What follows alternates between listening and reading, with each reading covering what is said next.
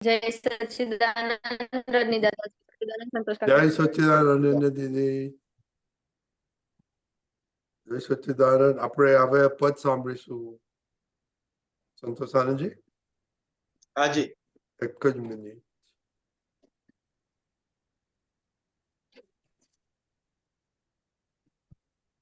Okay, ક્યાંથી શરૂ કરવાનું છે અનન્યા? 64. 60. હા. સંતોષ આનંદજી, અનન્યાએ પહેલેથી શરૂ કરેલું છે. ઓકે. ઓકે અનન્યા. જય સચ્ચિદાનંદ. પરક્ષેત્રે જે સમજી હારે અથડામણથી બચી જશે. પરમ અર્થ તે સહેજે પામે દાદા શ્રી ભગવાન કહે. જેવા ભાવે વીંટ્યું હશે તે ઉકલાશે પણ તે જ રીતે. સમજી વિટવું એ નિજ સત્તા દાદા શ્રી ભગવાન કહે. અંધારાના ગમે તેટલા વિભાગ કરશો મન માન્યા. પ્રકાશનો ત્યાં અંશ જ ન મળશે દાદા શ્રી ભગવાન કહે. પરમ સહાયક પ્રતિકૂળતા પુરુષાર્થને જાગૃત કરે. વિટામિન છે આત્માર્થીને દાદા શ્રી ભગવાન કહે. અનુકૂળતા કે પ્રતિકૂળતા એ સંયોગોનું સ્વરૂપ છે. દૂર રહીને જોયા કરતું દાદા શ્રી ભગવાન કહે. ક્રિયા માત્રની પ્રતિક્રિયા છે. નિયમથી જ એમ થયા કરે. કુદરત તો છે સદા નિયમમાં દાદા શ્રી ભગવાન કહે. જગ આખું એ નિમિત્ત ને દંડે ગુનેગાર મૂળ છૂટો ફરે. કુદરત મૂળને પકડી દંડે દાદા શ્રી ભગવાન કહે. વ્યવસ્થિતમાં જે હો તે હો વ્યવસ્થિત થઈને રહેશે. વ્યવસ્થિતથી કોઈ ન બચશે દાદા શ્રી ભગવાન કહે. પ્રકૃતિ છે એક બગીચો વિવિધ પુષ્પો ખીલ્યા કરે. રૂપ રસ ને રંગ નિરાળા દાદા શ્રી ભગવાન કહે. જય સચ્ચિદાનંદ. જય સચ્ચિદાનંદ. બહુ સરસ ગાયું તમે. આમાં શું જાણવા જેવું છે તમારે, કે શું જાણ્યા તમે આમાં?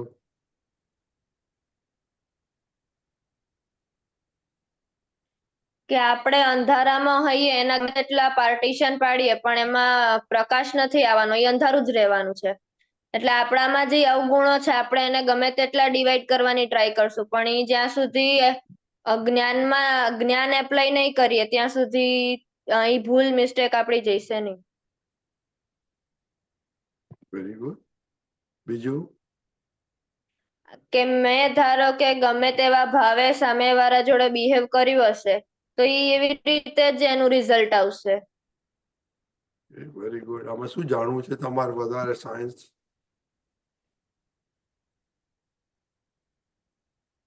ક્રિયા માત્રની પ્રતિક્રિયા છે, નિયમથી જે થયા કરે. સંતોષાનજી.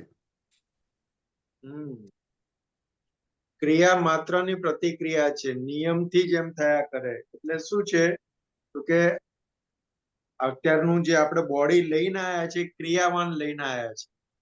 એટલે ક્રિયા કઈ પણ થશે, સામે આવશે તો એની પ્રતિક્રિયા એની મેતે આપી જ દેશે. એટલે કે નિયમથી જ એમ થયા કરે.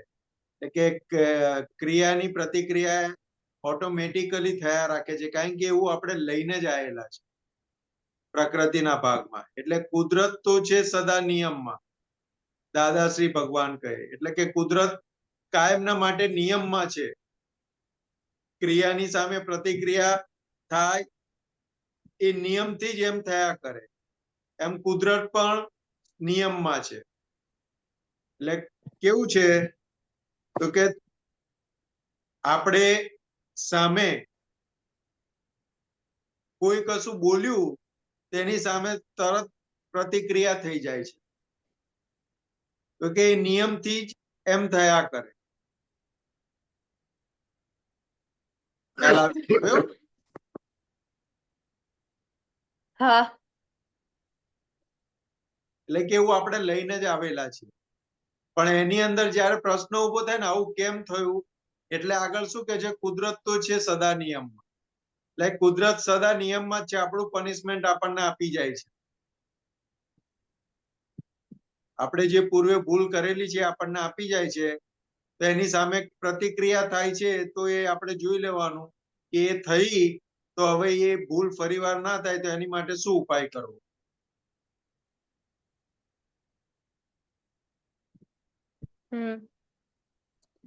જેમ આગળ કીધું ને, જેવા ભાવે વીટ્યું હશે ઉકેલાશે પણ તે જ રીતે. એટલે કે એવી રીતે આખું આ બોડીનું સ્ટ્રક્ચર આપણે જે લઈને આવેલા છે, એવા કસાયો સહિતનું લઈને આવેલા છે. એટલે જેવા ભાવે વીટેલું છે એવા ભાવે ઉકેલ્યા હશે. એટલે કે જેવો સંજોગ ભેગો થશે એટલે એ પ્રમાણે ઉકેલાશે. એ ઉકેલાય છે, નિયમથી ઉકેલાય છે. પણ એમાં પછી બીજું આગળ કીધું ને,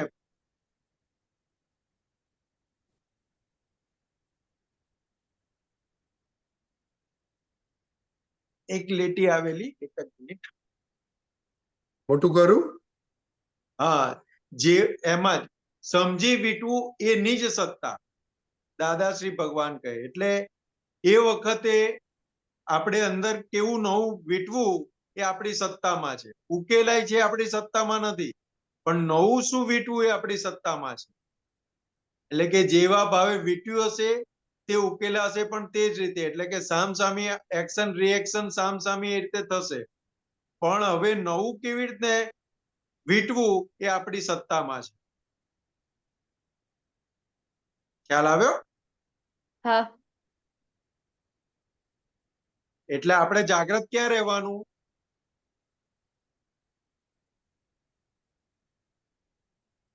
આપણે ગમે તે સામેવાળા જોડે ભાવ કેવો રાખીએ છે ઈ. તો કે કઈ પણ બને છે ને, કોઈ પણ ક્રિયા બને છે ને, એની પાછળ આપણે જે એના પક્ષમાં બેસીએ છીએ ને, કે ના કરવા જેવું હતું, આ બરાબર હતું, તો કે ત્યાં આપણે જાગ્રત થઈ જવાનું. આપણે ગુસ્સો કર્યો અને ગુસ્સો કર્યા પછી અંદર વાળો શું કે ના બરાબર હતું, ગુસ્સો કર્યો ને તો જ કામ થાય, ગુસ્સો ના કરીએ ને તો કોઈ કામ કરે નહીં. એ જ્યાં ગુસ્સાના પક્ષમાં બેઠા ને ત્યાં જાગ્રત રહેવાનું. ગુસ્સો કરવો ના કરવો એ આપણા હાથમાં નથી. એ ફોર્સ થી થઈ જાય છે. પાતળો જે માલ ભરેલો છે એ ફોર્સ થી થઈ જાય છે. પણ એના પક્ષમાં બેસીએ ને આપણે, એ ગુનો છે. એ નિજ સત્તામાં છે. એના ગુસ્સાના પક્ષમાં બેસવું કે ના બેસવું આપણી નિજ સત્તા છે. એટલે કે ત્યાં આપણે જાગ્રત થઈ જવાનું. એટલે નવું જે વીટવું એ ત્યાં આગળ આખું બદલાઈ જાય. એટલે કસાયના પક્ષમાં ના બેઠા એટલે આપણી જીત થઈ ગઈ. ખ્યાલ આવ્યો? હા. એટલે આખો દિવસ આપણે ઓબ્ઝર્વ કરીએ ને તો આપણે ભૂલના પક્ષમાં બેઠેલા આવીએ છીએ. એટલે ભૂલ ભાંગતી નથી. ભૂલ ભગવાન શું કહે છે કે ભૂલ થઈ એનો વાંધો નથી, કારણ કે ભૂલ તો પરિણામ સ્વરૂપ લઈને આવેલા છે અત્યારે, એટલે ભૂલ થયા રાખવાની, પણ એ ભૂલના પક્ષમાં બેસીએ છીએ એ મોટો ગુનો છે. એટલે આપણી મોટામાં મોટી લીકેજ કે મોટામાં મોટું જે કહેવાય ને તો કે ભૂલોના પક્ષમાં બેસીએ છે ને મોટામાં મોટું આપણી નિર્બળતા છે, નબળાઈ છે.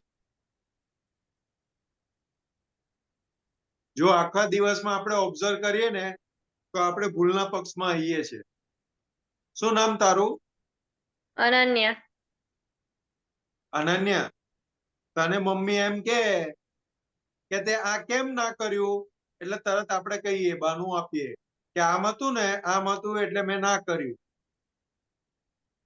એટલે કે આપણે ભૂલ થઈ જે સ્વીકારતા નથી, પણ એના પક્ષમાં બેઠા રહીએ છીએ. કે આખો દિવસ આપણે ઓબ્ઝર્વ કરીએ ને તો આપણે ભૂલના પક્ષમાં આવીએ છીએ, ભૂલને ઉઘાડી થવા દેતા નથી. એટલે આ જો એક સહેજ રિપેર થઈ ગયું ને તો આપણું કામ થઈ ગયું. બરાબર? બરાબર. હા. બીજું છે કઈ? ના. ઓકે, જય સચ્ચિદાનંદ. કશુભાઈ? બધાને જય સચ્ચિદાનંદ. રજનીજી જય જય सच्चिदानंद. सच्चिदानंद. जय જય सच्चिदानंद. સચ્ચિદાનંદ. ठीक है। मेरी आवाज आती है? હા આવે હા, છે. આ રહીએ. સચ્ચિ. हाँ, शेयर करवानो ऑप्शन आप। હા કરો.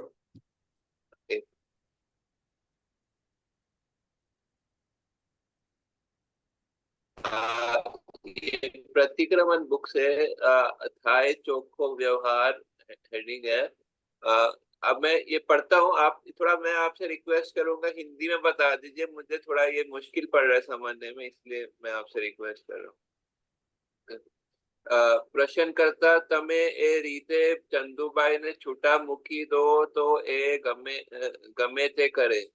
દાદાશ્રી ના, એ તેથી જ મેં વ્યવસ્થિત કહેલું છે, એક વાર ફેરફાર કરવાનો અધિકાર એક જિંદગી માટે નથી, વન લાઈફ માટે. હા, એ જે લાઈફમાં હું વ્યવસ્થિત આપું છું એ વ્યવસ્થિતમાં ફેરફાર થઈ શકે એમ નથી, ત્યારે જ હું તમને છૂટા મૂકી દઉં છું. એટલે હું જોઈને કહું છું કે તેથી મારે વળવું ના પડે કે બેરી જોડે કેમ ફરતા હતા ને કેમ આમ તેમ, મારે શું વળવા ના પડે.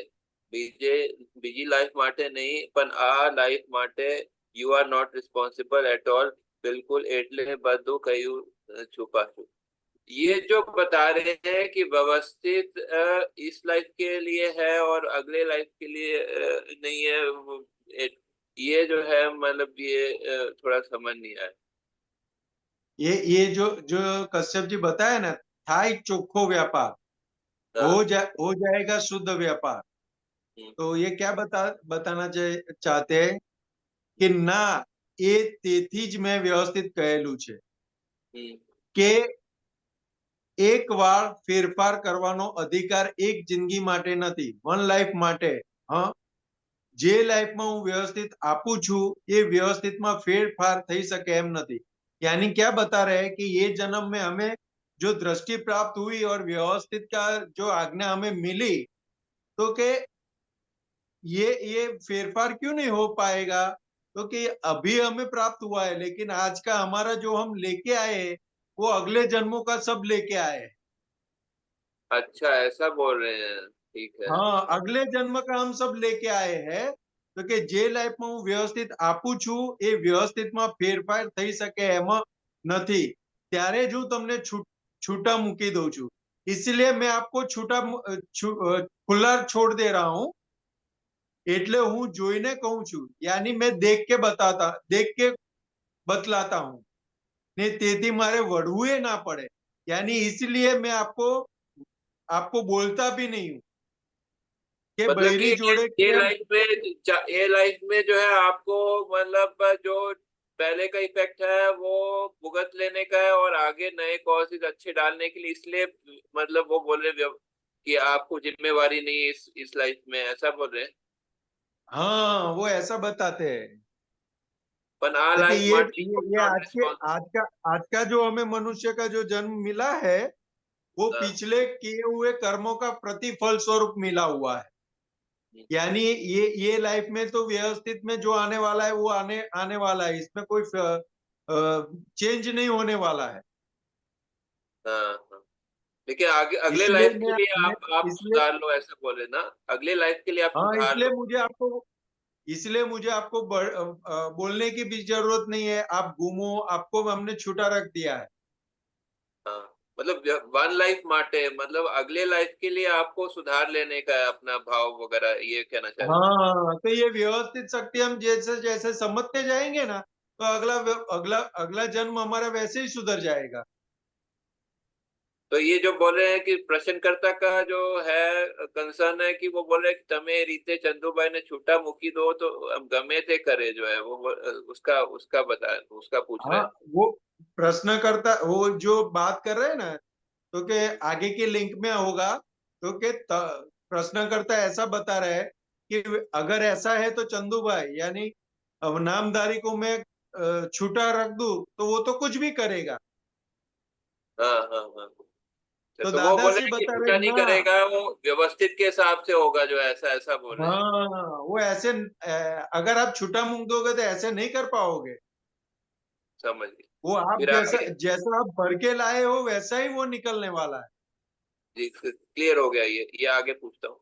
प्रश्न करता, ब्याज खवाए के ना खवाए? दादाश्री, ब्याज चंदूलाल ने खावो होए तो खाए, पण એને કહેવું કે પ્રતિબંધ કરજો પછી, ઠીક है, ये क्लियर है। આ પ્રતિક્રમણ થી સામા ઉપર અસર પડે અને એ પૈસા પાછા આપે, સામાન્ય એવી સદબુદ્ધિ ઉત્પન્ન થાય। પ્રતિક્રમણ થી આમ સવરી અસર થાય છે, તો આપના લોકો ઘેર જઈને ઉઘરાણી વાળાને ગાલો આપે તો એને તેને સવલી અસર થાય કે ના થાય? ઉલટું લોકો વધારે ને વધારે ગૂંચવું છે, બધું અસર વાળું जगत से।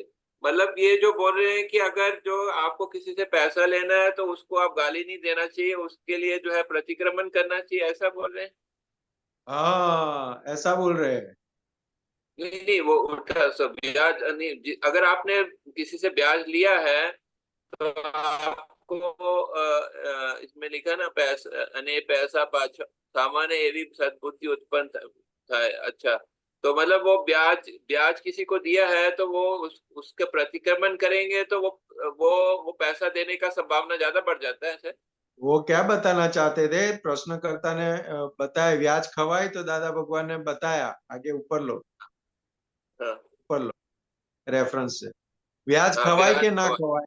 यानी हाँ यानी आपने किसी को पैसा दिया और उसके प्रति स्वरूप आपको 1%, 1.5% जो भी उसका ब्याज देता है, उसके लिए बताया। प्रश्नकर्ता पूछ रहे ब्याज खवाए के ना खवाए? दादाश्री ने बताया ब्याज चंदूलाल ने खाऊ हो तो खाए, यानी नामधारी ने दिया है तो नामधारी को खाना है तो खाए, પણ એને કહેવું કે પ્રતિક્રમણ કરજો, क्योंकि ब्याज खाना यानी वो शास्त्र की भाषा में ऐसा बताते हैं कि ब्याज का पैसा खाना वो गुनाह है। क्योंकि किसी को दुख हो, किसी के पास से ब्याज पर खाते हैं, ब्याज लेते हैं, तो दुख दुख खड़ा होता है। तो उसके लिए दादा भगवान ने बताया कि प्रतिक्रमण कर ले। तो शास्त्र क्या बताते हैं? ब्याज नहीं लेना चाहिए, आप क्या, तो फिर तो वो इंसेंटिव नहीं होगा ना, जो है वो, मतलब रुचि नहीं होगी ना आओ, किसी पैसा देने में। वो शास्त्र में सब उसका डिटेलिंग बताया है। वो पैसे का व्यवहार जो एक बुक है ना अपनी, उसके अंदर हाँ सब बताया हुआ है। उसके अंदर डिटेल में बताया हुआ है। दादा भगवान ने जो पैसे के बारे में, ब्याज के बारे में, ये सब के बारे में जो बताया ना, वो पैसे का व्यवहार है ना, वो बुक के अंदर सब कुछ लिखा हुआ है। यहाँ पर जो मैं पूछना चाह रहा हूँ कि वो लेकिन अभी प्रतिक्रमण अभी से यहाँ पे कच्छप जी इतना समझ लेना है कि अगर हमने किसी को भी दिया है और उसका प्रतिक्रमण करते हैं तो उसका उसका और हमारा हिसाब जल्दी खत्म हो जाएगा, पैसे हमारा वापस आ जाएंगे और हिसाब खत्म हो जाएगा। अच्छा, ऐसा मतलब सामने वाले हाँ, पे वो पे सही असर मतलब निपटारा करने में प्रतिक्रमण जो है वो हेल्पफुल है, ये कहना चाहिए। हेल्पफुल रहेगा। प्रश्न करता आप, मैं वो बुक पढ़ूंगा फिर आपसे और पूछूंगा पैसे का वो। आप प्रश्न अच्छा। करता आपने કોઈ લેણદાર નું પ્રતિક્રમણ કરીએ તો એ માંગતો તો રહે ને દાદાશ્રી માંગવા ના માંગવાનો સવાલ નથી, રાગદ્વેષ ન થવો જોઈએ લેનું या तो रहे करो, मतलब ये जहां तक मैं समझ में आ रहा है बोले कि लेन देन होता रहेगा लेकिन आपको रागद्वेष नहीं होना चाहिए, ये मेन है ना। हाँ, तो उसके प्रति जो द्वेष हो जाता है ना, राग या द्वेष, और हाँ, राग और द्वेष होता है ना, तो उससे नए कर्म बनते हैं। कि और वो महात्मा राग के लिए द्वेष नहीं हो तो लेती देती का हिसाब खत्म हो जाएगा। वो एक बहु के लिए होता है, लेकिन राग द्वेष खड़ा हो जाता है तो आगे कैरी फॉरवर्ड हो जाता है। महात्मा के लिए वो अनगमो गमो वो होता है ना जो है उस हिसाब हाँ, से वो, महात्मा के लिए तो अभी राग द्वेष रहा ही नहीं ना। तो वो लेकिन क्या होता है, फाइल नंबर 1 की किसी को हमने पैसा दिया है और नहीं आता है, तो फाइल नंबर 1 को तकलीफ होती है ना कि ये पैसा नहीं आया, पैसा नहीं आया, पैसा नहीं आया। जब उसको देखेगा तभी अंदर उसको मन में होगा कि ये देखो गाड़ी में घूमता है और मुझे पैसा नहीं देता है। गमो ये अनगमो होता है ना, फाइल नंबर गमो अनगमो तो होता है हाँ, ना। हाँ, वो हाँ, होता है ना, तो वहां पे फिर अपने आज्ञा दृष्टि यूज कर लेने का वहां पे। अच्छा। क्या गमा अणगमा होता है, लेकिन वो दूषित दिखाई देता है ना। घोषित भी दिखाई देता है। हाँ, वो वो नहीं इसीलिए प्रतिक्रमण करना वो इसीलिए प्रतिक्रमण प्रतिक्रमण करना जरूरी है।